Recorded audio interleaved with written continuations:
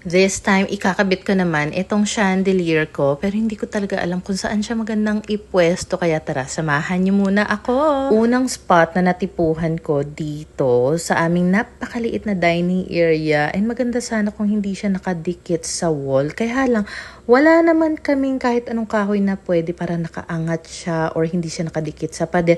Hindi ko naman maabot yung mismong ceiling namin dahil wala kaming hagdan. Napakataas ng ceiling namin dito sa apartment. In fairness, ang ganda ng ganitong pailaw. Ang lakas niya makakozy, diba? Tapos naisip ko kung study table yung paglalagyan mo nito. Pwede rin naman para maliwanag talaga. At saka pwede ako mag-film dito ng mga unboxing kasi mas maliwanag siya dahil sa direct light. Pero kasi, naisipan ko naman na dito naman kasi maganda rin kayang maglagay ng chandelier dito sa spot na ito. Kasi most of the time kapag nagluluto si Pinggoy, dito sa side na to.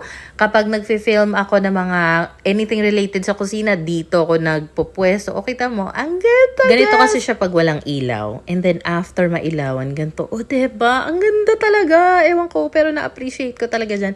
Pero kasi, meron pa akong gustong itry na paglagyan nito. Kaya, siguro mga nakailang kabit ako ng adhesive hook. Buti na lang, meron ako nabili na maramihang maliliit na adhesive hook.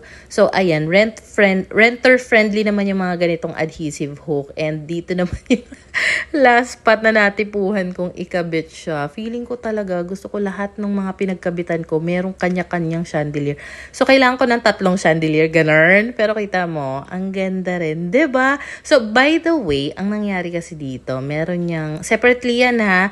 Separate yung bumbilya, tapos yung extension cord pang bumbilya, separate yun. Tapos yung parang rattan na chandelier, separate din. If ever na bet nyo yan, nasa showcase ko yan kung sa Black Up nyo ito napanood. Pero aminin, 'di ba? Ang ganda niya sa mga pwesto na pinaglagyan ko kanina. Even dito sa sala, maganda iniwan rin. Ko lang yung mga adhesive hook sa mga pwesto nila para in case na gusto ko mag-film dito na may pailaw, pwede sa kusina or kung saan pa. Ayun lang, bye!